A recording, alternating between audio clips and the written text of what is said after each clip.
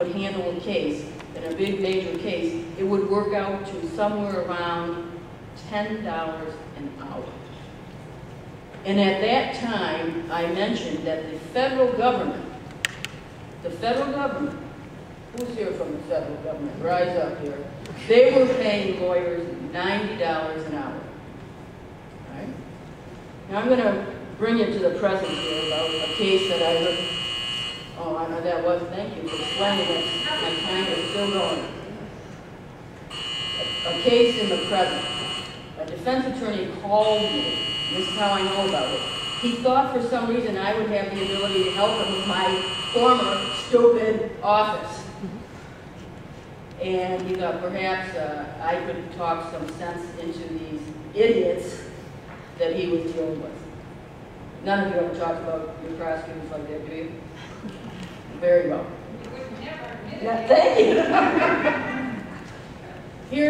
In this story, we'll highlight two inadequacies. One, the fee system, which in Wayne County, it is an event-based fee schedule.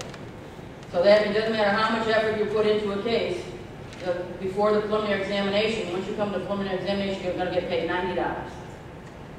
And the other part of what I mentioned, we put the wrong cases in the system. And what my friend, the defense attorney, was crying about, complaining about, a few swear words I think were included.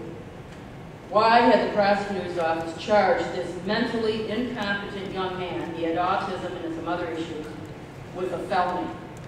This young autistic man lived in a group home, he left the group home, he walked into somebody's home, the police were called the first time, he gets removed, guess what, he came back. Apparently he liked the house, they charged him with a 20-year felony. Thank goodness for this young man that the court called my friend and put him on this case. What he proceeded to do was speak to the young man's guardian. He had to speak to the jail officials who were all didn't know what to do with him because he was sitting in the jail cell with all his clothes off. They couldn't do anything with him. He couldn't communicate. So he talked to, let's see here, he started with his, he visited him first at the Wayne County Jail, saw what he was up against. He consulted with the guardian. Then he spoke to the jail psychologist, the forensic center psychologist, jail officials, assistant prosecutors, not just me, but the ones he really had to deal with, district court judge, presiding circuit judge, and obtained all of the records and reviewed them in order to get this young man out of the jail situation into another, better setting, and to try to get the prosecutor, someone in that office, to realize you don't charge an incompetent person with a 20-year felony. All right, the exam hasn't happened yet, but I asked him to tell me right now how much time he has put into this case. And at this point, and I think he was being not probably really covering it all, because I asked him, but 9 hours he's put in easily before this case, before the preliminary exam, 9 hours. When he holds the exam, he will be paid $90. Anybody good at math out there? That's easy, isn't it? How much per hour is he making? Thank you, Adele. See, now, I guess that 9 hours doesn't include travel time, it doesn't include mileage, it doesn't include waiting time. Do you know what the federal government pays lawyers in Detroit now? I told you in 2004 was $90 an hour. You know what they're paying them now? $125 an hour, plus mileage, plus parking, plus waiting time. Now, that's the good news. Now, you remember now, that maybe seems like that's not that much when you consider overhead and everything else the lawyers are doing, but you can earn a living. It keeps good lawyers in the federal system. What this does now is cause our good lawyers, as the judge said, first off, a lot of lawyers won't take assignments, period, but the other top lawyers go to the federal system. So what's happened here, I mean, I think that's a great thing.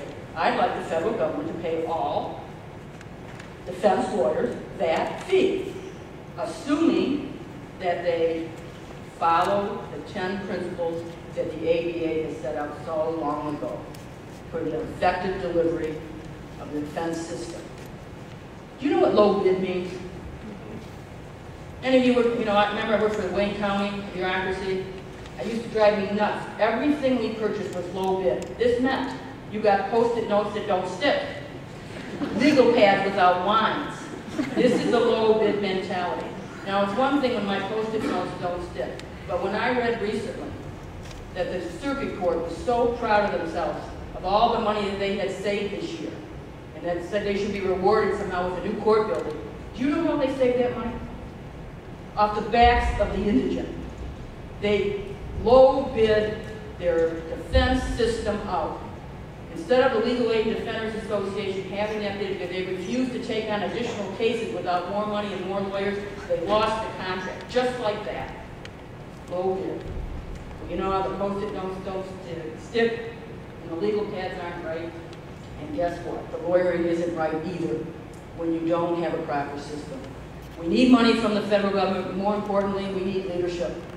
We need that encouragement to adopt those ABA 10 principles. The state of Michigan added an 11th principle. We don't have it yet, but at least we've been trying. If there's a defender system, we want them to advocate for changes within the system. The federal government has a lot of clout, and Diehl gave you a lot of examples.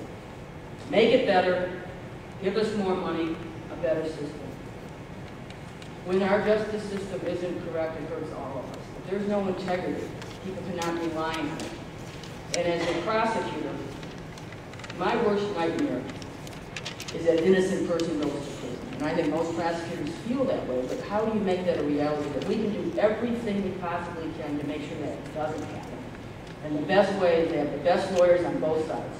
An excellent prosecutor, excellent defense attorney, and sometimes a good judge thrown in is also good, Your Honors. Then we have a system of justice that we're supposed to have in our country. Thank you.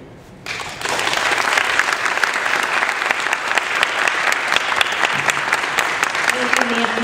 We're going to open up to questions in just a minute, but I did want to finish with one question.